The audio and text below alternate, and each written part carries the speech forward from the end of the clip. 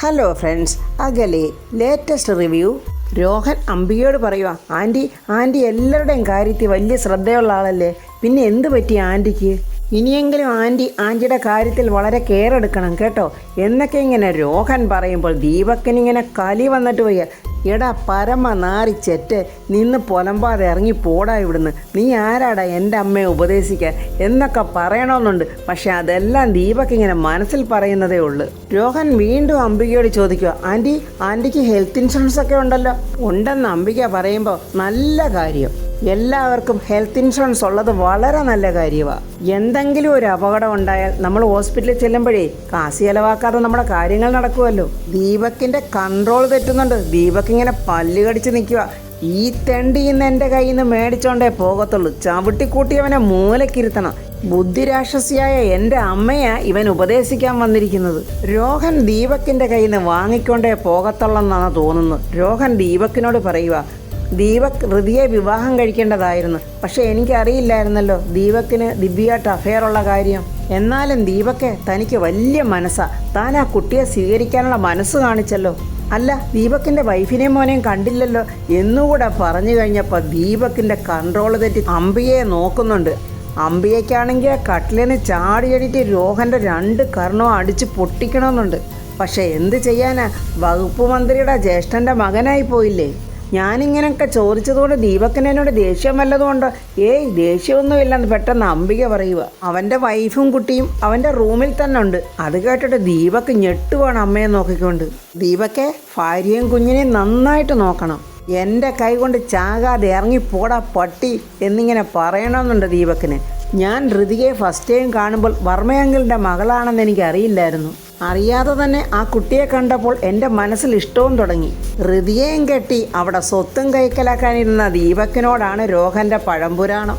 ഋതികയുടെ വിവാഹം മുടങ്ങിയ ആ സാഹചര്യത്തിൽ അപ്പോൾ തന്നെ ഈ പ്രപ്പോസൽ മുന്നോട്ട് വെക്കുന്നതാണ് നല്ലതെന്ന് എനിക്ക് തോന്നി. മറ്റൊന്നും ഞാൻ മനസ്സിൽ വെച്ചോണ്ടല്ല, എനിക്ക് ഇപ്പോഴും നിങ്ങളെ എല്ലാവരെയും വലിയ ഇഷ്ടമാണ്. മിക്കവാറും രോഹൻ എന്ന ദീപക്കിൻ്റെ കൈകൊണ്ട് തീരുന്ന ലക്ഷണമാണ്. എന്നാലേ എനിക്കിനി പ്രതാപനങ്കിളിനെ ഒന്ന് കണ്ടിട്ട് കുറച്ച് കാര്യങ്ങൾ പറയാനുണ്ട് എന്നും പറഞ്ഞ് രോഹൻ അവൻ്റെ തടി തപ്പി അവിടുന്ന് പോകുന്നുണ്ട്. ഇവനെ ഇന്ന് ഞാൻ ശരിയാക്കുവമ്മേ എന്ന് പറയുമ്പോൾ പെട്ടെന്ന് അംബിക ദീപക്കിനെ പിടിച്ചവിടങ്ങ് ഇരുത്തുക. എടാ, എനിക്ക് ഒന്നാമത് വയ്യാതിരിക്കുക, നീ ഇനി ഇതിൻ്റെ എങ്ങാനും പുറകിനെ പോയി പുകലെന്തെങ്കിലും ഉണ്ടാക്കിയാൽ അതിൻ്റെ പുറകിന് പോയി മധ്യസ്ഥ പറയാനൊന്നും എനിക്കിപ്പോൾ വയ്യ. അവൻ്റെ കാര്യമേ നമുക്ക് പിന്നെ നോക്കാം, നീ കുറച്ചു നേരം ഇവിടെ അടങ്ങിയിരിക്കുക. രോഹൻ അച്ഛനെ കാണാൻ പോയിരിക്കുവാണല്ലോ. രോഹൻ പറയുന്നതൊക്കെ അച്ഛൻ പോസിറ്റീവായിട്ട് എടുത്താൽ കുഴപ്പമില്ലായിരുന്നു. അപ്പോൾ രാജു ഒരു ഫയലും ഒക്കെ ആയിട്ട് മുകളിൽ നിന്ന് ഇറങ്ങി ഇങ്ങോട്ട് വരുന്നുണ്ട്. എന്താ ഋതിക മേഡം, എന്താ ഇങ്ങനെ ടെൻഷൻ അടിച്ചിരിക്കുന്നത്? ഒന്നുമില്ല രാജു, മുഖം കണ്ടിട്ട് അങ്ങനെ തോന്നുന്നില്ലല്ലോ, എന്തോ ഒപ്പിച്ച് വെച്ചിട്ട് നിൽക്കുന്ന പോലുള്ള ലക്ഷണമാണല്ലോ. എന്തെങ്കിലും കുഴപ്പം ഉണ്ടാക്കിയോ മേഡം? എന്താ രാജു, എൻ്റെ മുഖം കണ്ടാൽ അങ്ങനെ തോന്നുമോ? പിന്നില്ലേ, മേഡത്തിൻ്റെ മുഖം കണ്ടാലറിയാം എന്തോ പുലിവാല് പിടിച്ച് വെച്ചിട്ടുണ്ടെന്ന്. അയ്യോ, അങ്ങനെ തോന്നുന്നോ രാജു? പിന്നെ തോന്നുന്നു. പെട്ടെന്ന് ഋതിക ചിരിച്ചിട്ട് ചോദിക്കുന്നു, ഇപ്പോഴൊന്നും തോന്നുന്നില്ല, പക്ഷേ ഉള്ളിൽ എന്തോ കള്ളത്തര ഒളിപ്പിച്ച് വെച്ചിട്ടുണ്ടെന്ന് തോന്നുന്നുണ്ട്. ഒരു പ്രശ്നമുണ്ട് രാജു. എന്ത് പ്രശ്നം? അത് ഞാൻ പിന്നെ പറയാം. രോഹൻ അച്ഛൻ്റെ മുറിയിലോട്ട് പോയത് രാജു കണ്ടായിരുന്നോ? ഇല്ല, ഞാൻ ഫയൽ എടുത്തോണ്ട് വരുമായിരുന്നു ഇങ്ങോട്ട്. അച്ഛൻ്റെ മുറിയിൽ നിന്ന് എന്തെങ്കിലും ശബ്ദം കേട്ടായിരുന്നോ? എന്ത് ശബ്ദം കേട്ടോന്ന് മേഡം എന്തോ ഈ പറയുന്നത്? അല്ല, അച്ഛൻ രോഹനുമായിട്ട് സംസാരിച്ച് എന്തെങ്കിലും ഒച്ചത്തിൽ പറയുന്ന പോലെ വല്ലതും കേട്ടോ? എന്തു പറ്റി മേഡം, എന്നോട് പറ, എന്തെങ്കിലും കുഴപ്പമുണ്ടെങ്കിൽ നമുക്ക് പരിഹാരം ഉണ്ടാക്കാം. ഇതേ രാജു വിചാരിച്ചാൽ പരിഹാരം ഉണ്ടാകുന്ന കാര്യമല്ല.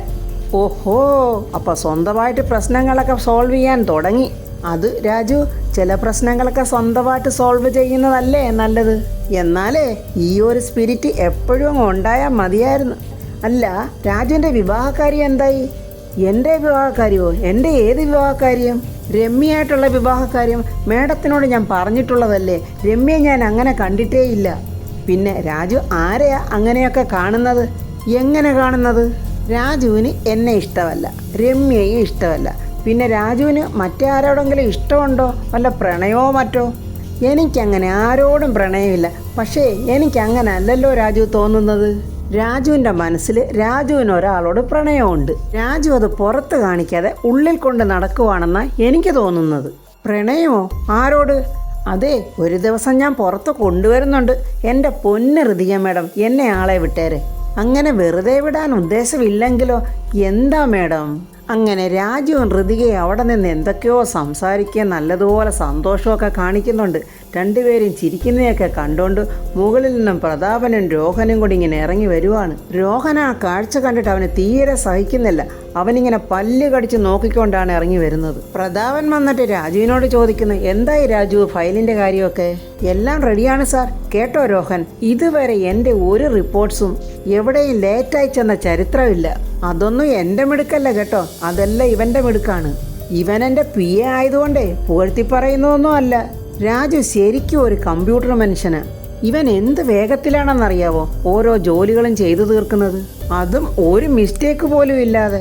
അത് കേട്ടിട്ട് ഋതിക സന്തോഷത്തോടെ പറയുക, രാജു അച്ഛനോടൊപ്പം കൂടിയതിന് ശേഷമാ അച്ഛന് ഉയർച്ചയൊക്കെ ഉണ്ടായെന്ന് അച്ഛൻ ഇടയ്ക്കിടയ്ക്ക് ഇങ്ങനെ പറയാറുണ്ട്.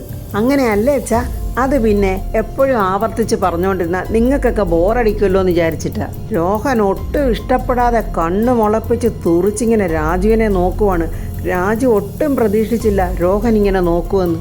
അതുപോലെ തന്നെ അവൻ ഋതികയും ഇങ്ങനെ അടിമുടി നോക്കിയിട്ട് പല്ല് കടിച്ചോണ്ടൊരു ക്രൂരമായ നോട്ടം. രാജുവിൻ്റെ മനസ്സിലാകെ ഒരു വെപ്രാളം. രോഹൻ നല്ലവനാണ്, ഋതിക മേഡത്തിന് വിവാഹം കഴിച്ചാൽ സന്തോഷമായൊരു ജീവിതം കിട്ടും എന്നൊക്കെ ചിന്തിച്ചത് തെറ്റായിപ്പോയോ എന്നുള്ളൊരു ചിന്തയായി പെട്ടെന്ന് രാജുവിൻ്റെ മനസ്സിൽ.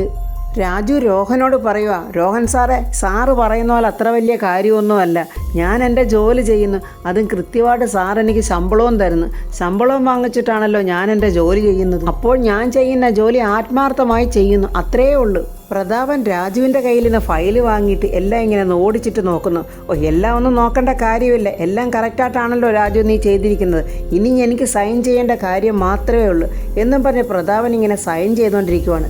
രാജു രോഹനെ നോക്കുമ്പോൾ രോഹൻ രാജുവിനെ ദഹിപ്പിക്കുന്ന നോട്ടത്തിൽ ഇങ്ങനെ നോക്കിക്കൊണ്ട് നിൽക്കുവാണ്. രാജു വിഷമത്തോടെ ഋതികയെ നോക്കുന്നുണ്ട്. പാവം, എരിതീയിൽ നിന്നും വറചട്ടിയിലോട്ടാണോ ഭഗവാനെ വീഴാൻ പോകുന്നത് എന്നുള്ളൊരു നോട്ടമാണ് രാജു ഋതികയോട്. രോഹനാണെങ്കിൽ ഋതിയെയും രാജുവിനെയും മാറി മാറി നോക്കിയിട്ടങ്ങ് പല്ല് കടിക്കുന്നുണ്ട്. രാജുവിന് എന്താണെന്നൊന്നും മനസ്സിലാകുന്നില്ല. ഇവൻ എന്തിനാ എന്നെ നോക്കി ഇങ്ങനെ പല്ല് കടിക്കുന്നത്? ഋതിക രോഹന് മെസ്സേജ് ഇട്ട കാര്യമൊന്നും രാജുവിന് അറിയില്ലല്ലോ.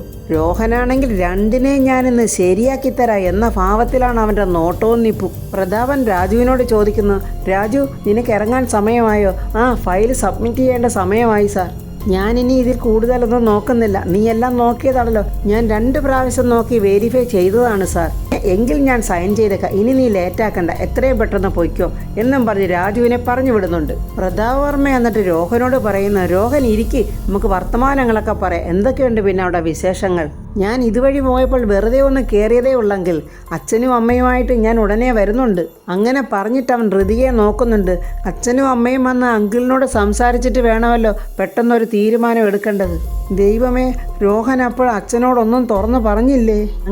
അങ്കിളിനോട് എനിക്ക് ചെറിയ റിക്വസ്റ്റ് ഉണ്ട്. റിക്വസ്റ്റോ? കമോൺ രോഹൻ, അതിൻ്റെ ഒന്നും ആവശ്യമില്ല. കാര്യം എന്താണെന്ന് വെച്ചാൽ പറഞ്ഞോളൂ. അങ്കിളെ, അത് എനിക്ക് ഋതികയുമായി ഒന്ന് ഔട്ടിങ്ങിന് പോയാൽ കൊള്ളാവുന്നുണ്ടായിരുന്നു. ഋതിക ഒരിക്കലും പ്രതീക്ഷിച്ചില്ല ആ പരമ നാറിയില്ലെന്നോ ഇങ്ങനൊരു പ്രതികരണം. വിഷമത്തോടെ നിൽക്കുന്ന ഋതികയുടെ മുഖത്തോട്ട് പ്രതാപൻ നോക്കുന്നുണ്ട്. അങ്കിളെ, അന്നത്തെ അങ്ങനൊരു സിറ്റുവേഷനിൽ ഞാനും വല്യച്ഛനും കൂടെ അന്ന് അങ്ങനെയൊക്കെ സംസാരിച്ചിട്ടങ്ങ് പോയെന്നേ ഉള്ളൂ. ഞാനും ഋതികയായിട്ട് ഇതുവരെ പേഴ്സണലായിട്ടൊന്നും സംസാരിച്ചിട്ടില്ലല്ലോ. അതിനുവേണ്ടി ഒരു സ്പേസാണ് ഞാൻ ഉദ്ദേശിച്ചത്. അല്ല, ഔട്ടിങ് വേണ്ടെങ്കിൽ ഇവിടെ വെച്ചാണ്, അല്ലെങ്കിൽ സംസാരിച്ചോളാം, ഇറ്റ്സ് ഓക്കെ എന്നിങ്ങനെ പ്രതാപനും പറയുന്നുണ്ട്. രോഹൻ ഒരു കാര്യം ചെയ്യ്, ഋതികയും കുട്ടി പുറത്തുപോയി ഒന്ന് മനസ്സ് തുറന്ന് സംസാരിക്കും. Thank you uncle, thank you very much. വിഷമിച്ച് നിൽക്കുന്ന ഋതികയുടെ മുഖത്തോട്ട് നോക്കിയിട്ട് രോഹൻ ചോദിക്കുന്നു, സോറി, ഋതികയ്ക്ക് എന്നോടൊപ്പം വരാൻ ബുദ്ധിമുട്ടുണ്ടോ? എന്തു പറയണം, അച്ഛൻ്റെ മുന്നിൽ വെച്ച് ഒന്നും പറയാൻ പറ്റില്ലല്ലോ എന്ന് ആലോചിച്ച് ഋതിക ഒരു ചെറിയ പുഞ്ചിരി ചിരിക്കുന്നുണ്ട്. വേണ്ടെങ്കിലേ ഋതിക ചിരിച്ചു. ഋതികയ്ക്ക് സന്തോഷമാണ്. ആ സമയത്ത് പ്രതാപൻ്റെ ഫോണിലോട്ടൊരു കോൾ വരുന്നുണ്ട്. പ്രതാപൻ ആ ഫോണും കൊണ്ട് വെളിയിലോട്ട് പോവുകയാണ്. രോഹൻ ആ സമയത്ത് ഋതികയോട് പറയുന്നു, ഋതികെ, ഐ ആം സോറി, എനിക്ക് വർമ്മയങ്കിളിനോട് ഒന്നും സംസാരിക്കാൻ പറ്റിയില്ല. പക്ഷേ എനിക്ക് തന്നോട് കുറച്ച് കാര്യങ്ങൾ സംസാരിക്കാനുണ്ട്. അതുകൊണ്ടാണ് ഋതിക ഔട്ടിങ്ങിന് വരാൻ ഞാൻ പറഞ്ഞത്. ഋതികയ്ക്കൊന്നും എന്നോട് തോന്നല്ലേ, തന്നോട് സംസാരിക്കാൻ വേണ്ടി മാത്രമാണ് കേട്ടോ. താനൊരു കാര്യം ചെയ്യ്, പോയി ഡ്രസ്സ് മാറിയിട്ട് വാ, ഞാനിവിടെ വെയിറ്റ് ചെയ്യാം. ശരി രോഹൻ, ഞാൻ ഡ്രസ്സ് ചേഞ്ച് ചെയ്തിട്ട് വരാം. ലേറ്റാകല്ലേ ഋതികെ. അംബിക ദീപക്കിനോട് പറയുക, ആ ദിവ്യ, ആ എരണം കെട്ടവൾ ആ റൂമിലോട്ട് താമസത്തിന് കയറിയപ്പോഴേ എനിക്ക് തുടങ്ങിയടാ ശനിദശ. അതേ അമ്മേ, അവളെ എത്രയും പെട്ടെന്ന് ഈ വീട്ടിൽ നിന്ന് പുകച്ച് പുറത്ത് ചാടിക്കണം. ഒരുപാട് കാലമേ അവളോടെ കുഞ്ഞ് ഇവിടെ നിന്നാൽ നമുക്കത് ആപത്താമേ. ഇപ്പൊ തന്നെ അവളോടും കുഞ്ഞിനോടും ഒക്കെ എല്ലാവർക്കും ഒരു പ്രത്യേക സെന്റിമെന്റ്സാ. നമുക്ക് അവളോടൊന്ന് സംസാരിച്ച് നോക്കാടാ. കുറച്ചധികം കാശ് ചെലവായാലും കുഴപ്പമില്ല. അമ്മ എന്താണ് ഉദ്ദേശിക്കുന്നത്? അവളെയും കുഞ്ഞിനെ ഒതുക്കാനേ ആർക്കെങ്കിലും കൊട്ടേഷൻ കൊടുക്കാനാണോ അമ്മയുടെ പ്ലാൻ? അതൊന്നും അല്ലടാ, അവളെ ഭീഷണിപ്പെടുത്തണം. അവിടെ കുഞ്ഞിനെ കൊന്നു കളയുമെന്ന് പറഞ്ഞാൽ മതി. എന്നിട്ട് കൊട്ടേഷൻകാർക്ക് കൊടുക്കാനുള്ള തുകയുടെ നേരെ പകുതി പൈസ ഇവക്ക് കൊടുത്ത് നമുക്ക് ഇവളെ ഇവിടെ നിന്ന് പറഞ്ഞു വിടാം. അവിടെ കുഞ്ഞിനെ കൊന്നു കളയുമെന്ന് പറഞ്ഞു കഴിയുമ്പോഴേ അവൾ പൊടിയും തട്ടി അവിടെ പാട്ടിനങ്ങ് പൊയ്ക്കോളും. പക്ഷേ ഇനി ഉടനെ വൈകിക്കാതെ ചെയ്യേണ്ട 2 കാര്യങ്ങളാണ് നമ്മുടെ മുൻപിലുള്ളത്. അതെന്താ അമ്മേ? ആദ്യം പത്മാവതി എവിടെയാണെന്ന് കണ്ടുപിടിക്കണം. അങ്ങനെ അവിടെ കാര്യത്തിലൊരു തീരുമാനം ഉണ്ടാക്കിയതിന് ശേഷം വേണം നമ്മളുടെ ഇടയിലോട്ട് ഇപ്പോൾ വന്നു കയറിയ പുതിയ ഒരു അതിഥി ഉണ്ടല്ലോ, അതിൻ്റെ കാര്യത്തിൽ ഒരു തീരുമാനമെടുക്കാൻ. അതിഥിയോ? അതാരാമ്മേ? എടാ, ആ രോഹൻ അവൻ്റെ കാര്യം ഞാൻ ഏറ്റമ്മേ. പിന്നെ പത്മാവതി അമ്മായി എവിടെയാണെന്നുള്ളത് ഞാൻ ഓൾറെഡി കണ്ടുപിടിച്ച് കഴിഞ്ഞു. അമ്മായിയെ പിന്തുടരാൻ ഞാൻ ഒരാളെ ഏർപ്പാടാക്കിയിട്ടുണ്ടായിരുന്നു. അവൻ അമ്മായിയെ ഫോളോ ചെയ്ത് കണ്ടുപിടിച്ച് എൻ്റെ മോൻ മിടുക്കൻ ചുണക്കുട്ടനാടാ നീ. ഇനി ഒട്ടും താമസിക്കേണ്ട, എൻ്റെ പൊന്നുമോൻ അവളെ അവിടുന്ന് പൊക്കി നമ്മുടെ ഗോഡൗണിൽ കൊണ്ടിടും. പോകുന്നതൊക്കെ കൊള്ളാം, എൻ്റെ മോൻ വളരെ സൂക്ഷിക്കണം. അമ്മ എന്തിനാ ഇങ്ങനെ പേടിക്കുന്നത്? അമ്മായിയുടെ കാര്യം ഞാനേറ്റ്. പത്മാവതി ഋതികയുടെ ഫോട്ടോ നോക്കി ഇങ്ങനെ ഇരിക്കുവാണ്. നിന്റെ കാര്യത്തിൽ തീരുമാനമെടുക്കാനുള്ള അവകാശം ഈ അമ്മയ്ക്കില്ല മോളെ. നിന്നെ വെറുത്തിരുന്ന നിന്റെ അച്ഛന് ഇപ്പോൾ നിന്നോട് സ്നേഹമുണ്ട്. നിന്റെ മനസ്സ് മനസ്സിലാക്കി നിന്റെ ജീവിതത്തിൽ ഒരു വലിയ വെളിച്ചമുണ്ടാകുന്ന ദിവസം ഉടനെ വരും മോളെ. ആ സമയത്ത് കോളിംഗ് ബെൽ അടിക്കുന്നു. ആരായിരിക്കും? സെർവൻ്റ് ആയിരിക്കും എന്നും പറഞ്ഞ് പത്മാവതി പോയി കതവ് തുറക്കുമ്പോൾ ദീപക്കിനെ കണ്ട് പത്മാവതി ഒന്ന് ഞെട്ടിപ്പോയി. അകത്തോട്ട് കയറാൻ പോന്ന ദീപക്കിനെ തള്ളിമാറ്റി കഥ കടയ്ക്കാൻ പത്മാവതി നോക്കിയിട്ടും ദീപക് അതിനെ തടഞ്ഞ് വലിച്ചിട്ട് അവൻ അകത്തോട്ട് കയറി വരുവാണ്. എടാ ദീപക്കെ, മര്യാദയ്ക്ക് നീ ഇവിടുന്ന് പോകാൻ നോക്ക്. പോയില്ലെങ്കിൽ ഞാൻ പോലീസിനെ വിളിക്കും. അയ്യോ അമ്മായി, പോലീസിനെ വിളിക്കല്ലേ. പോലീസിനെ എനിക്ക് പേടിയാ. എടാ, നീ പരിഹസിക്കൊന്നും വേണ്ട. നിന്റെയും നിന്റെ അമ്മയുടെയും ചൊൽപ്പടിക്ക് നിൽക്കുന്ന ഏമാമാർ മാത്രമല്ലടാ, സത്യസന്ധരായ പോലീസുകാരും ഉണ്ടടാ ഇവിടെ. എന്നാലേ ഞാനൊന്ന് കാണട്ടെ. അമ്മായി വിളിക്ക്. അമ്മായിയുടെ സത്യസന്ധരായ പോലീസുകാരെ ഒന്ന് വിളിച്ചേ എന്ന് പറയുമ്പോൾ പത്മാവതി ഫോൺ ചെയ്യാൻ നോക്കിയിട്ട് ഫോൺ വർക്കാകുന്നില്ല. ദീപക്ക് ചിരിക്കുവാണ്. എന്താ അമ്മായി, ഫോൺ പോകുന്നില്ലേ? ഇപ്പോൾ അമ്മായിയും അമ്മായിയുടെ ഫോണും ഒക്കെ എൻ്റെ കൺട്രോളിലാണ്. അമ്മായിയുടെ ഫോണേ ഞാൻ ചെറുതായിട്ടൊന്ന് ഹാക്ക് ചെയ്ത് എന്നും പറഞ്ഞ് ദീപക് അവിടെ നിന്ന് ചിരിക്കുവാണ്. പത്മാവതി ആകെ ഞെട്ടി നിൽക്കുക. എന്ത് ചെയ്യാനാ? വീട്ടിൽ സെർവൻറ്റുമില്ല, സഹായത്തിന് ആരെയോ ഒന്ന് വിളിക്കാൻ പോലും പറ്റുന്നില്ല. രോഹനാണെങ്കിൽ ഋതികയെ നോക്കി നിൽക്കുക. ചേടാ, ഡ്രസ്സ് ചേഞ്ച് ചെയ്യാൻ പോയ ഋതികയെ കാണുന്നില്ലല്ലോ. ഋതിക അങ്ങനെ താഴോട്ട് വരുമ്പോൾ രോഹൻ ഇങ്ങനെ അതിശയത്തോടെ വായുമ്പോളെന്ന് നിൽക്കുന്നത്. എൻ്റെ ഫേവറേറ്റ് കളറുകളിൽ ഒന്നാണ് ഋതിക ഇപ്പോൾ ധരിച്ചുകൊണ്ട് വന്നിരിക്കുന്നത്. എൻ്റെ ഫേവറേറ്റ് കളറിൽ ഋതികയെ കണ്ടപ്പോൾ ഞാനങ്ങ് എന്നും പറഞ്ഞവന് ബാക്കി പറയാൻ പറ്റുന്നില്ല. എങ്കിൽ വാ, ഇനി നമുക്ക് താമസിക്കേണ്ട, പോകാം എന്നിങ്ങനെ രോഹൻ പറയുമ്പോൾ ഋതിക പറയുന്നു, രോഹൻ നടന്നോ, ഞാൻ വന്നോളാം. ദൈവമേ, രോഹൻ എന്നോട് സംസാരിക്കാൻ പോകുന്നത് വളരെ പോസിറ്റീവായിരിക്കണേ. രോഹനെ തന്നെ വിവാഹം കഴിക്കണം എന്നും പറഞ്ഞൊന്നും എന്നെ നിർബന്ധിക്കല്ലേ എന്നൊക്കെ പ്രാർത്ഥിച്ചുകൊണ്ട് ഋതിക ഇങ്ങനെ രോഹനോടൊപ്പം കാറിൽ കയറി പോവുകയാണ്. അപ്പോൾ ഫ്രണ്ട്സ്, രോഹൻ എന്ത് തീരുമാനത്തോടെയാണ്, എന്ത് മനസ്സോടുകൂടിയാണ് ഋതികയെ കൊണ്ടുപോകുന്നതെന്ന് നമുക്ക് അറിഞ്ഞുകൂടാ. എന്തായിരിക്കും ഇനി അവിടെ നടക്കാൻ പോകുന്നതെന്ന് അടുത്ത വീഡിയോയിൽ കാണാം. എൻ്റെ ഈ വീഡിയോ ഇഷ്ടപ്പെട്ട ലൈക്കും കമൻസും, സബ്സ്ക്രൈബ് ചെയ്യാത്തവർ സബ്സ്ക്രൈബ് ചെയ്യണേ.